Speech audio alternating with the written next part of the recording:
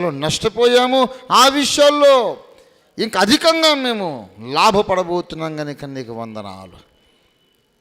సకల చీకటి శక్తులని సునాములో బంధించి కొట్టి పారవేస్తూ మీరు మాకు అనుగ్రహించిన జయము, బలము, అభిషేకము, ఆశీర్వాద సంపూర్ణత కొరకు నీకు స్తోత్రాలు చెల్లించి మళ్ళీ ఉదయకాలము నీ సన్నిధులు మేము సమకూడేదాకా నీ కృప మాకు తోడు అనుగ్రహించమని యేసు పరిశుద్ధ నామములో వేడుచున్నాం తండ్రి.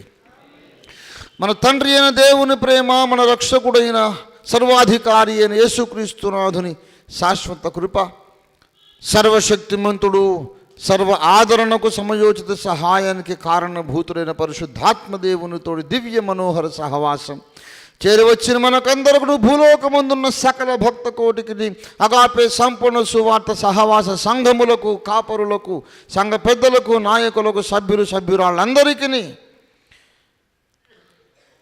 ప్రభు రాకడ పర్యంతము మరి ప్రత్యేకంగా ఈ 2011వ సంవత్సరాది మొదలు సంవత్సరాంతము దనక సదా ఎడబాయక తోడై ఉండునుగాక.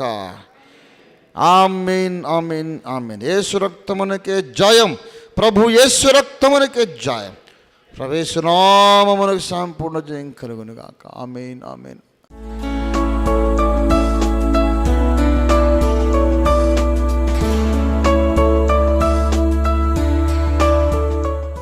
లూకాసు వార్త 3వ అధ్యాయము 3వ వచనము నుండి 6వ వచనము వరకు ఉన్నటువంటి లేఖన భాగం చదువుకుందాం. అంతటా అతడు వచ్చి పాపక్షమాపణ నిమిత్తము మారు మనస్సు విషయమైన బాప్తిస్మము పొందవలనని యోర్దాను నదీ ప్రదేశమందంతట ప్రకటించుచుండెను. ప్రభు మార్గము సిద్ధపరచుడి, ఆయన త్రోవలు సరళము చేయుడి. ప్రతి పల్లము పూడ్చబడును, ప్రతి కొండయు మెట్టయు పల్లము చేయబడును. వంకర మార్గములు తిన్నని వగును, కరకు మార్గములు నున్నని వగును. సకల శరీరులు దేవుని రక్షణ చూతురు అని అరణ్యములో కేకలు వేయుచున్న ఒకని శబ్దము అని ప్రవక్త అయిన యెషయా వాక్యముల గ్రంథమందు వ్రాయబడినట్లు ఇది జరిగెను. చిన్న మాట మనం ప్రార్థన చేసుకుందాం. ప్రేమ కలిగిన మా మహాపరిశుద్ధ తండ్రి, జీవాధిపతి అయిన మా యేసయ్యా, నీకు వందనాలు చెల్లిస్తూ ఉన్నాము. 2011వ సంవత్సరం మా జీవితంలో ఈ నూతన సంవత్సరం మమ్మను ప్రవేశపెట్టి మొదటి ఆదివారపు ఆరాధన ఇంత అద్భుతంగా, ఎంతో ఆశీర్వాదకరంగా మీరు నిర్వహించినందుకు నీకు వందనాలు. రక్షణ పొందిన నూతన ఆత్మల కొరకు నీకు వందనాలు. వినబడ్డ మంచి సాక్ష్యాల కొరకు నీకు వందనాలు. మేము చేయబడ్డ ప్రతి ప్రార్థన మీరు ఆలకించి ఆమేనని దీవించినారు కనుక నీకు వందనాలు. స్వామి, నీకు స్తోత్రములు నాయన. మా సంఘమును వయసు వచ్చిన సంఘముగా మీరు దినాన్ని గుర్తించి ప్రకటించినారు కనుక నీకు వందనాలు. గొప్ప ప్రభువా, ఇంకా మేము ఇంకా అధిక మహిమలోనికి సాగి వెళ్ళడానికి సహాయము చేయండి. మేము లేచి తిరిగి మా ఇళ్ళకు వెళ్ళక ముందు ఒకసారి మీరు మాతో మాట్లాడమని, నీ వాక్కును పంపించమని యేసు అద్భుత నామమున వేడుచున్నాం తండ్రి. ప్రభునందు ప్రియులారా, అంతరిక్ష యాత్రలో వెళ్ళే వాళ్లకు భోజనం సద్దిమూట ఎంత కట్టియాలంటే వాడు నెలలు ఉంటాడు అక్కడ. అంత పెద్ద సద్దిమూటలు కట్టుకెళితే మోయటం సాధ్యం కాదు. రాకెట్ బరువైపోతుంది, స్థలం సరిపోదు. కాబట్టి అంత ప్లేటు 2 ప్లేట్ల బిర్యానీ తింటే ఎన్ని విటమిన్స్ అందుతాయో ఆ మొత్తం విటమిన్స్ అన్ని కండెన్స్ చేసి చిన్న క్యాప్సూల్లో ఇమిడ్చి వాళ్లకు ఫుడ్ క్యాప్సూల్స్ ఇస్తారన్నమాట. అంత చిన్న గోలి మింగితే మనం డబుల్ ప్లేట్ బిర్యానీ తిన్నంత బలం వాడికి వచ్చేస్తుంది. అలాగా ఇప్పుడు నేను ఒక చిన్న క్యాప్సూల్ ప్రసంగం చేస్తాను. అది ఆ క్యాప్సూల్ ప్రసంగం ఏంటంటే 5-10 నిమిషాల కంటే మించదు. ఎందుకంటే నేను దేవుని ముందే నేను చేసుకున్న నిబంధన ఏంటంటే ఈ కొత్త సంవత్సరంలో 2 దాటనీయను ఆరాధన అని. కాబట్టి ఇవాళ మొదటి వారం ఎట్లాగో కొంచెం దాటింది, ఇంకా వచ్చే వారం మాత్రం దాటదు. ఎందుకంటే నేను మీకు చెప్పలేదు కదా, నేను మీకు ముందు ప్రకటించలేదు కనుక కొంతమంది ఆలస్యంగా వచ్చారు. వచ్చే వారం very strictly I will be here on time. ఎవరు వచ్చినా రాకపోయినా టైంకు ప్రభు వల్ల జరిగిపోతుంది, అన్నీ జరిగిపోతాయి. మీరు తర్వాత వస్తే మీ ఇష్టం. అందుచేత very strictly we are going to change everything and become very systematic. మనకు మందిరం ఏర్పాటు అవుతుంది, టైమింగ్లు అన్నీ పర్ఫెక్ట్గా ఉండాలి, ఎవ్రీథింగ్. కనుక మీరు కొంచెం అలర్ట్ అయిపోవాలి. మరి దేవుని బిడ్డలారా, చదవబడిన లేఖన భాగములో ఒక ముఖ్యమైన విషయాన్ని మనము మనస్సున పెట్టి గ్రహించి మన దృష్టి దాని మీదకి తెచ్చి ధ్యానిస్తూ ఇంటికి వెళదాం. యేసు ప్రభు వారు ఈ భూమి మీద అవతరించకముందు, జగద్రక్షకుడు, లోకరక్షకుడు, విశ్వ విమోచకుడైన యేసునాథుడు భూమి మీద అవతరించకముందు, ఆయన అవతరించిన తరువాత తన పరిచర్య, తన సేవ, తన కార్యక్రమం భూమి మీద ఆరంభించకముందు పరమదేవుడు ఒక గొప్ప కార్యాన్ని జరిగించాలని నిర్ణయించాడు. ఆ కార్యం ఏమిటంటే, ఆయన మార్గములు సరళము చెయ్యబడుట. యేసునాథుడు భూమి మీద పుట్టాడు. ఆయన పుట్టకముందు 6 నెలలకు ముందు బాప్తిస్మమిచ్చు యోహాను పుట్టాడు. ఎలిజబెత్ అమ్మకు 6వ నెల గర్భిణిగా ఉన్నప్పుడు, 6వ నెల గర్భము ఉన్నప్పుడు మరియమ్మకు గబ్రియేలు దర్శనమిచ్చి ప్రత్యక్షమై, కన్యకనైన నేను ఏ రీతిగా కొడుకును కనగలను, ఏ పురుషుడు నన్ను ముట్టలేదే, ఎలాగ నేను కంటాను అని అడిగినప్పుడు, నీవు అనుమానించొద్దు, మరి ఆ దేవుడు సెలవిచ్చిన ఏ మాట అయినా నిరర్ధకము కానేరదు. నీ బంధువురాలైన ఎలిజబెతు ముసలమ్మ, నీకు తెలుసు కదా, గొడ్రాలు అని పేరు పడిపోయింది ఆమెకి ఇప్పుడు 6వ మాసము అని ఇన్ఫర్మేషన్ ఇచ్చాడు. ఎవరైనా అనుకున్నారా ఎలిజబెత్ అమ్మ కడుపున ఒక కాయ కాస్తుంది అనుకున్నారా? ఎప్పుడైనా? గొడ్రాలుగానే ముసలిదైపోయింది.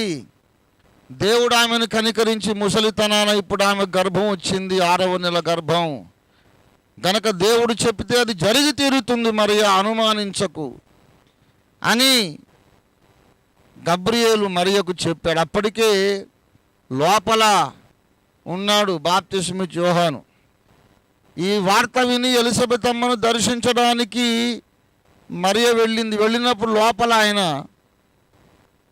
ఈ మరియమ్మ స్వరం వినగానే గంతులు వేశాట లోపల. అప్పుడు ఎలిజబెత్ అమ్మ కనుక్కుంది, వీడు ఇంతసేపు గంతులేలేదు, నిన్న మొన్న, ఇవాళ గంతులేస్తున్నాడు, హడావుడి చేస్తున్నాడంటే వచ్చిన ఆమె సామాన్యురాలు కాదు. ఆమెలో ఉన్నటువంటి పిండము కూడా సామాన్యమైనది కాదు. నా లోపల ఉన్నవాడిని గూర్చి దేవదూత ఏం చెప్పాడు? స్త్రీలు కన్న వారిలో అతడు గొప్పవాడు, అతడు దేవుని దృష్టికి గొప్పవాడవుతాడని గబ్రియేలు చెప్పాడు. ఇంకా ఏమి గర్భవతి కాకముందే చెప్పాడు, పుట్టబోయే శిశువు దేవుని దృష్టికి గొప్పవాడవుతాడని.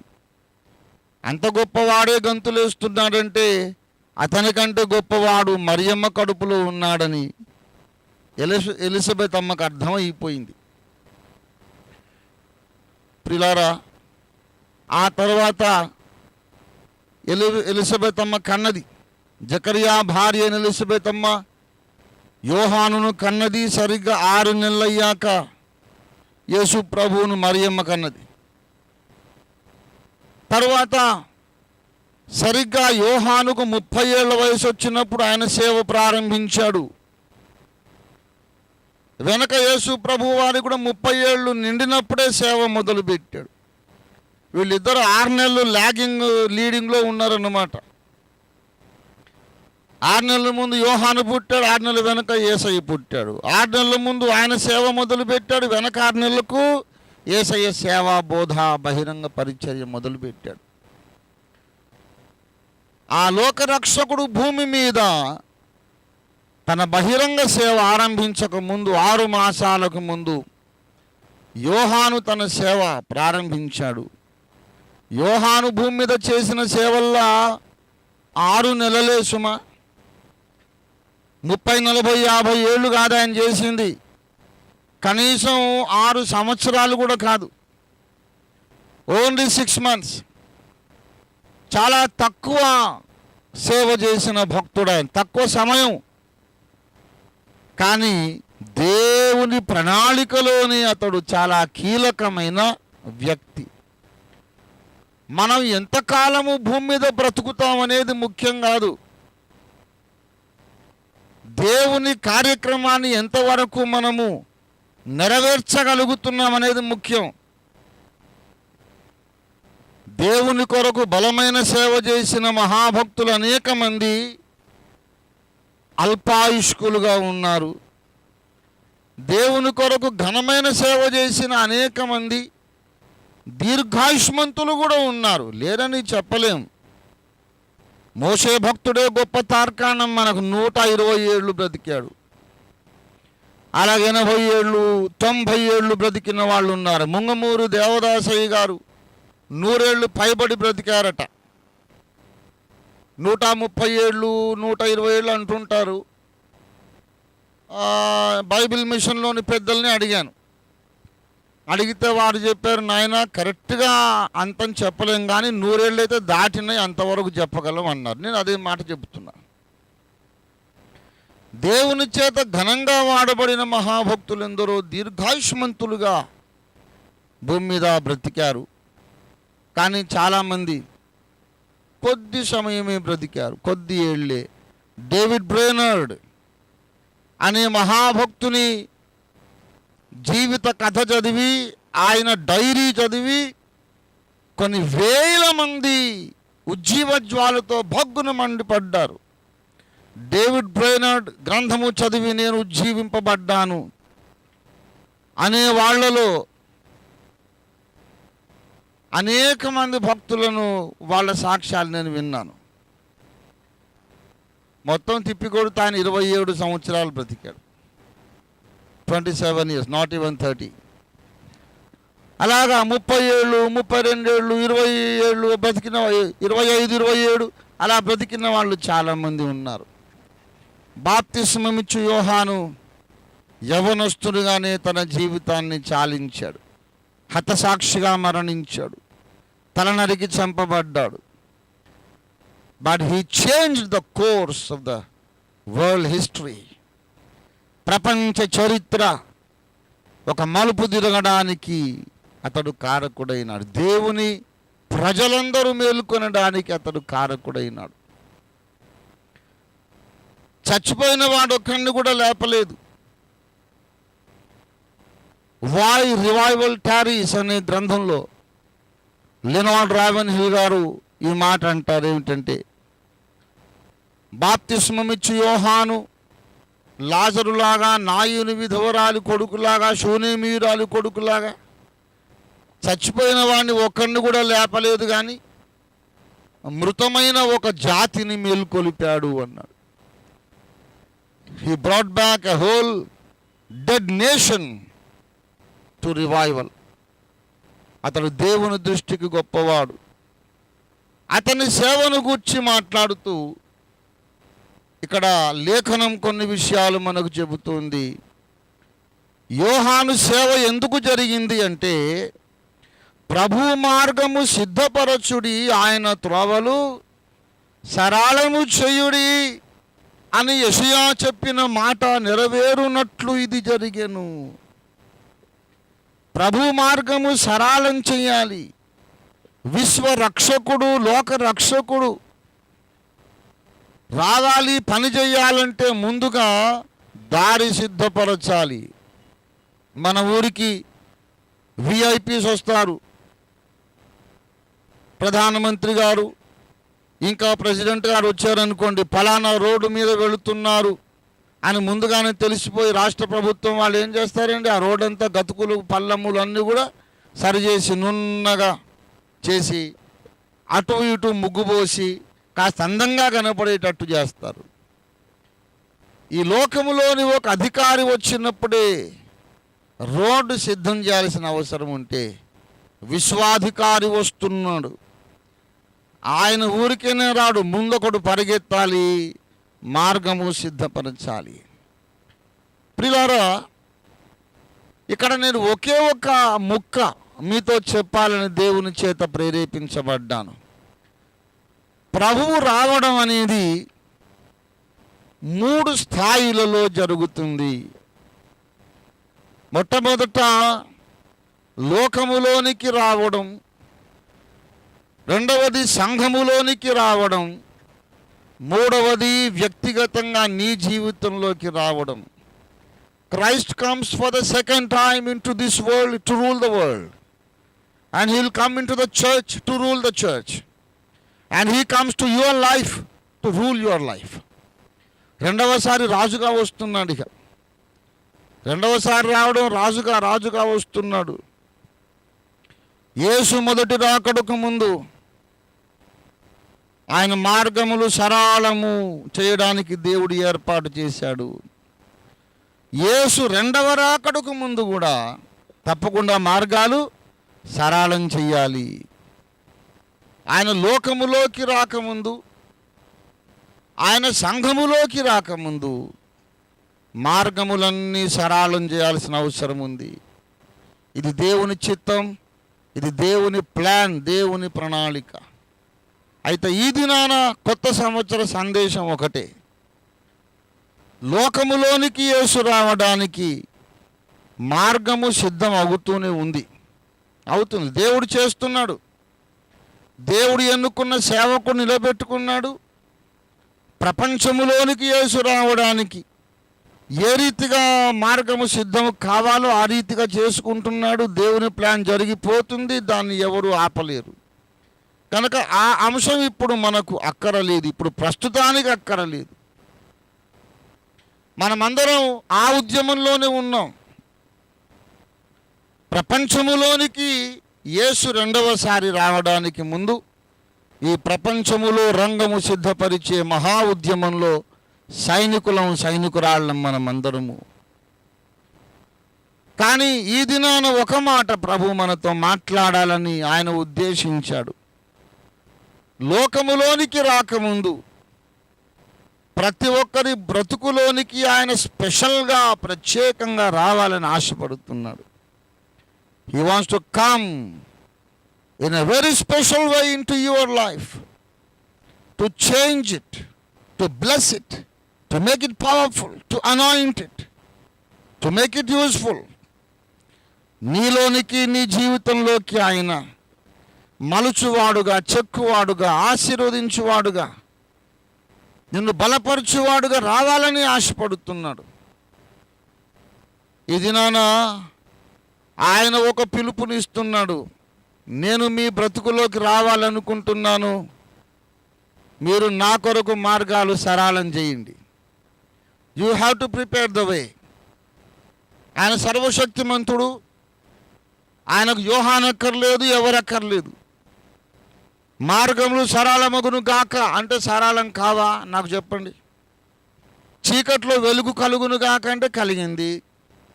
సూర్యచంద్ర నక్షత్రాలు కలుగును గాక అంటే కలిగాయి.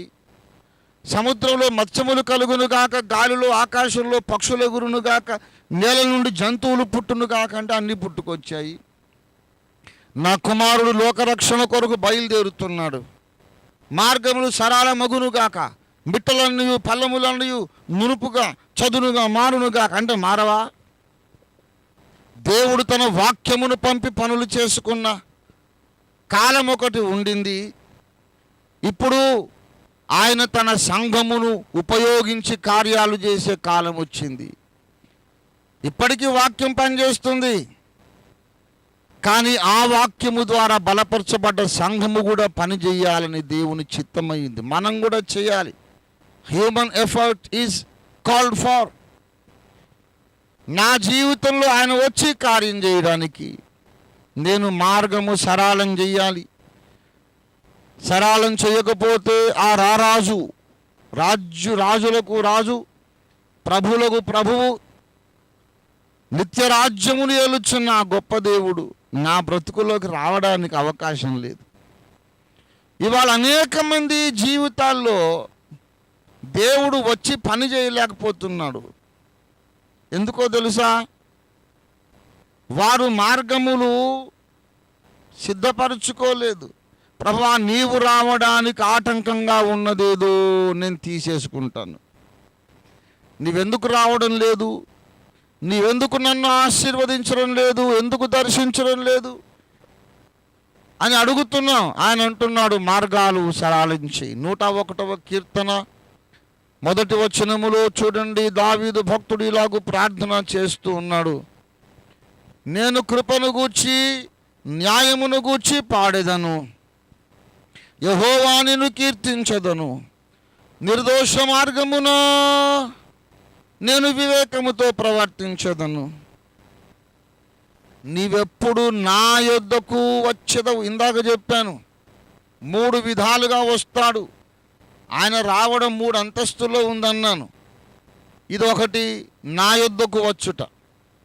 ఎవరి యొద్దకు వస్తాట? లోకంలోకి కాదు, యెరూషలేములోకి కాదు, ఎక్కడో సార్వత్రిక సంఘంలోకి కాదు, నా యొద్దకు. When will you come to me lord? ఎప్పుడు వస్తావు నా దగ్గరికి? దావీదు దగ్గరికి రావడం, ఓఫీర్ దగ్గరికి రావడం, నీ దగ్గరికి రావడం అనే ఘట్టం ఉంది, అది గమనించాలి. నీవు రక్షణ పొందినప్పుడు, నమ్మి బాప్తిస్మం పొందినప్పుడు రక్షకునిగా నీ లోపలికి వచ్చాడు ఆయన. అయితే ఇప్పుడు శిల్పిగా రావాలనుకుంటున్నాడు, నిన్ను చెక్కువానిగా రావాలనుకుంటున్నాడు, నిన్ను పరిశుద్ధపరచువానిగా రావాలనుకుంటున్నాడు, నిన్ను మార్చి నిన్ను ఒక సాధనముగా సిద్ధపరిచి వాడుకునే వానిగా రావాలనుకుంటున్నాడు. Christ comes in many ways with many different intentions and purposes into your life. ఒకసారి వచ్చి వెళ్ళిపోయి ఇక మళ్ళీ రావడం అనే మాట అసలు పట్టించుకోకుండా ఉండేవాడు కాదు ఆయన. ఆయన వస్తూ ఉంటాడు, వస్తూ ఉంటాడు, వస్తూ ఉంటాడు. ప్రియులారా, మోరియా కొండ మీద అబ్రహాం దగ్గరకు వచ్చాడు. అక్కడ ఇస్సాకును బలి యొద్దు అన్నాడు. అంతకన్నా ముందు గుడారపు ద్వారం దగ్గర ఉన్నాడు, అక్కడ వచ్చాడు. అంతకన్నా ముందు 12వ అధ్యాయంలో ఆయన హారాన్లో ఉన్నప్పుడు వచ్చాడు. అంతకన్నా ముందు మెసొపొటేమియాలో ఉన్నప్పుడు వచ్చాడు. దేవుడు నీ దగ్గరికి ఒక్కసారే వస్తాడా? నమ్మి బాప్తిస్మం పొందినప్పుడు వచ్చాడు, అంతే, సరిపోయింది. ఇక మళ్ళీ రావద్దా? నీ దగ్గరికి అనుదినము రావాలని కోరుతున్నాడు ఆయన. He wants to come to you, your life, your home, your prayer room, every day of your life. ప్రతిరోజు రావాలి, ప్రతిరోజు ఆయన